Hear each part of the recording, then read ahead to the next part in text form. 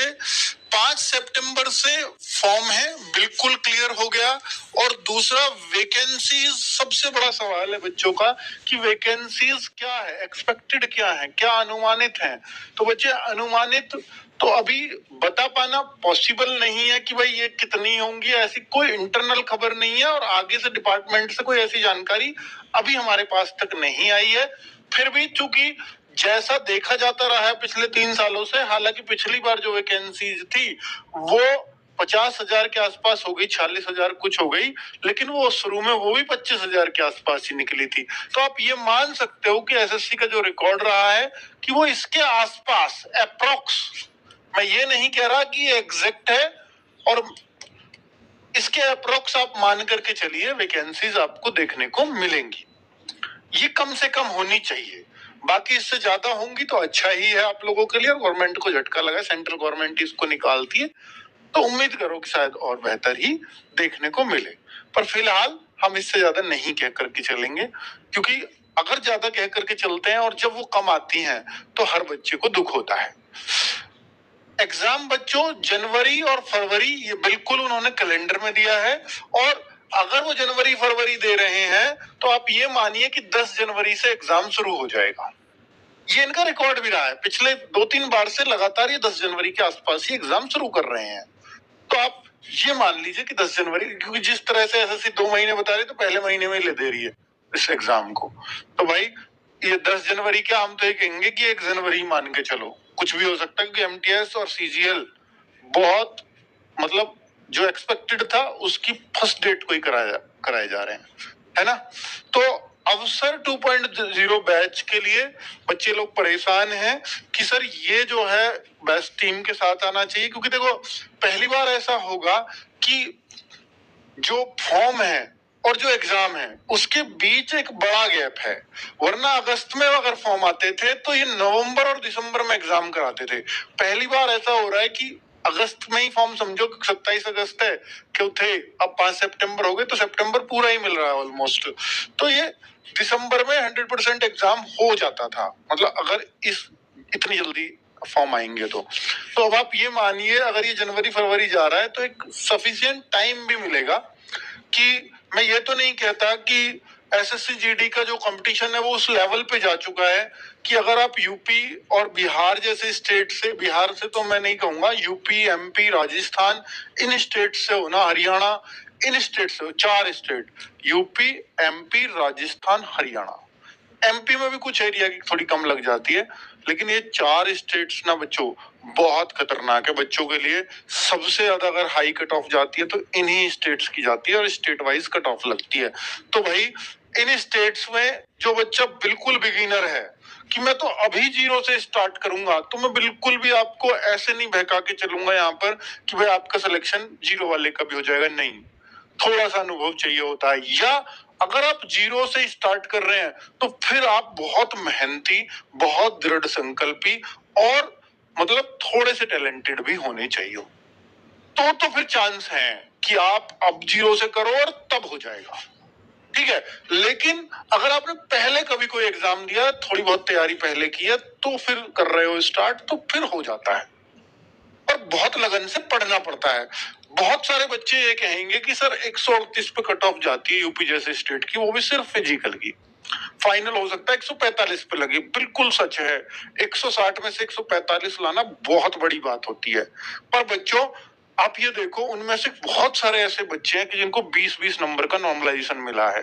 अगर 145 में 20 मार्क्स का नॉर्मलाइजेशन है तो मार्क्स 125 ही बन रहे हैं, और 125-30 कर पाना जैसा एसएससी का पेपर आ रहा है पिछले कुछ टाइम से, वो बिल्कुल भी मुश्किल नहीं है, बिल्कुल भी मुश्किल नहीं है, ठीक है।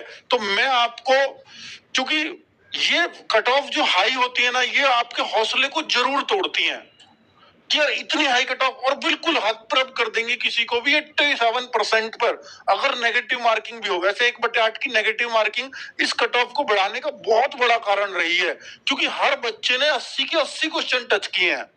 और आप ये मोस्ट प्रोबेबली बेटा, मोस्ट प्रोबेबली कि अगर आप की 1/8 की नेगेटिव मार्किंग है तो ऐसा कोई मूर्ख ही बच्चा होगा जो पूरे कट ऑफ, पूरे पेपर को अटेम्प्ट नहीं करके आएगा। करना चाहिए, क्योंकि 1/8 की नेगेटिव मार्किंग में तुक्का मारने से भी फायदा होता है, क्योंकि ऐसा माना जाएगा कि भाई आपका अगर 4 पे तुक्का मारते हो तो 1 सही निकल आता है, पर वो चारों एक जैसे ऑप्शन लगा दो। अब सोचो कि 4 पे तुक्के मारे और 1 सही निकल आया तो 3 गलत। ये प्रायिकता रहती है, ये प्रोबेबिलिटी एक चैप्टर होता है मैथ्स में, तो उससे मैं बता रहा हूं कि प्रायिकता 4 में से 1 के सही निकलने की रहती है, क्योंकि 4 ऑप्शन है। 5 ऑप्शन होते तो 5 में से 1 के सही निकलने के चांस रहते। अब 4 में से 1 सही निकला, 3 गलत निकले, तो कटा क्या? क्योंकि 2 नंबर का क्वेश्चन है, 2 का 1/8 0.25 0.75 कटेगा अगर 3 गलत हुए, और मिलेंगे कितने? 2 मार्क्स। तो 2 में से 2 तो मिले और 0.75 कटा, तो 1.25 का फिर भी फायदा हुआ। ये कारण है कि हर कोई तुक्का मारने के लिए कह देता है 1/8 में कभी घबराओ ही मत। तो ये कारण था इस कट ऑफ को बढ़ने का एक मुख्य कारण।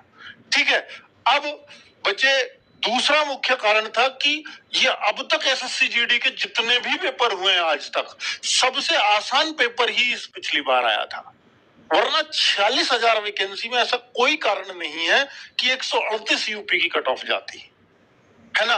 तो बच्चे, इससे परेशान नहीं होना है, इससे ये देखना है कि मैं एक्चुअल में कहा हूं। मैं ऐसे बहुत सारे बच्चे बताऊंगा कि जो मॉक टेस्ट में सिर्फ 120 122 करते रहे एसएससी जीडी में, और वहां 158 160 नंबर आए हैं। क्या 160 में से 160 भी पॉसिबल है?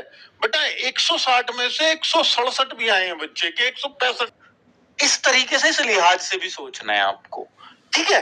और होपफुली कि भाई जब एग्जाम होगा जनवरी फरवरी में, तो एसएससी जीडी 2024 की फाइनल कट ऑफ लग चुकी होगी। तो ये फॉर्म तो भरेंगे, पर ये एग्जाम में नहीं बैठेंगे, ठीक है। तो एसएससी जीडी 2024 का जो फिजिकल है वो आपका कब होगा? अगर आप इस बात की, इसकी डेट पूछोगे मुझे, तो मैं डेट तो नहीं बता सकता, पर वो निश्चित तौर पर ये कर रहे होंगे कि मानसून खत्म हो जाए। क्योंकि मानसून में, बेटा मानसून में कोई भी संस्था या कोई भी, मैं कहूंगा कोई भी आयोग या कोई भी जो बोर्ड इसको करा रहा हो फिजिकल को, वो कोई भी नहीं चाहेगा मानसून में फिजिकल स्टार्ट करना। क्योंकि बहुत बार, और इस बार तो बारिश थोड़ी ज्यादा हो रही है, कभी भी हो जाती है, तो क्या होगा कि क्या पता कि भाई वो 20 दिन फिजिकल करा, उनमें 10 दिन के कैंसिल ही करने पड़ जाए, 10 दिन को फिर रीडेट देनी पड़ेगी, और रीडेट देंगे तो वो पता चले कि उन रीडेट पे भी बारिश पड़ गई। तो कभी भी नहीं चाहते कि मानसून में फिजिकल कराया जाए। जैसे ये बारिश थोड़ा सा रुझान कम होने लगा है, तो सितंबर में फिजिकल की पूरी पूरी उम्मीद रहेगी, पूरी पूरी। ये हो सकता है कि 10 सितंबर के बाद करें या 15 सितंबर के बाद करें या सितंबर लास्ट करें, क्योंकि जब तक बारिश का थोड़ा साया मंडराया हुआ है, तो निश्चित तौर पर देखो सबकी ड्यूटी वगैरह भी लगती है, जो लोग फिजिकल करवाते हैं, तो वो सब खराब हो जाता है पूरा दिन। और फिर ये गारंटी नहीं है कि अगले दिन का भी होगा, क्योंकि अगले दिन का होगा तो कितना पानी भर जाए वहां पता ही नहीं है। हालांकि सड़क पे फिजिकल होता था, पर ऐसा सुनने में आ रहा है कि इस बार एसएससी जीडी का फिजिकल ग्राउंड में होगा, पर वो अभी क्लियर नहीं है कुछ भी। ठीक है बच्चों, तो ये मैंने आपको बता दिया, लेकिन एक बात और बता देता हूं कि एसएससी जीडी का फिजिकल भगवान ने साथ दिया तो मैंने एक ऐसी डेट दी है कि जिस दिन अगर सब लोग आप आ जाएं, तो उस दिन एक फिजिकल मॉक टेस्ट रखा है बच्चों आप लोगों के लिए। क्योंकि आरडब्ल्यूए का एक पहचान रही है हमेशा कि उसका काम सिर्फ ये नहीं है बच्चों का एग्जाम करा देना, क्योंकि यहाँ का मतलब ही रोजगार है। तो रोजगार, आर का मतलब ही आरडब्ल्यू में रोजगार है। तो जब तक बच्चे को रोजगार ना मिल जाए, उसके साथ वो लगा रहता है। वरना हम पढ़ाते ही तो हैं, हमारा काम पढ़ाने के बाद नंबर आपका आ गया, फिर आपका होता है नहीं होता, काम खत्म हो जाता। पर नहीं, हम आपके साथ लास्ट तक लगे रहेंगे। ठीक है, हो सकता है मैं मेडिकल में भी कुछ हेल्प करूं, कि मैं कुछ टेस्ट वेस्ट के लिए कोशिश कर लूं, कि कुछ ऐसा टेस्ट का सेटअप करवा दूं अपने यहाँ, कुछ सस्ता सा जो मुझे लगा। अगर मैं बहुत महंगे रहे वो, तो मैं नहीं करवा पाऊंगा, क्योंकि मुझे पता है मेरे बच्चे के पास बहुत पैसे नहीं है। उस सबको देने के लिए।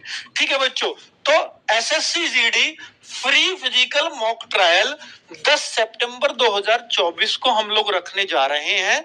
तो भाई ये City Hawks sports complex greater Noida, knowledge park 3rd, knowledge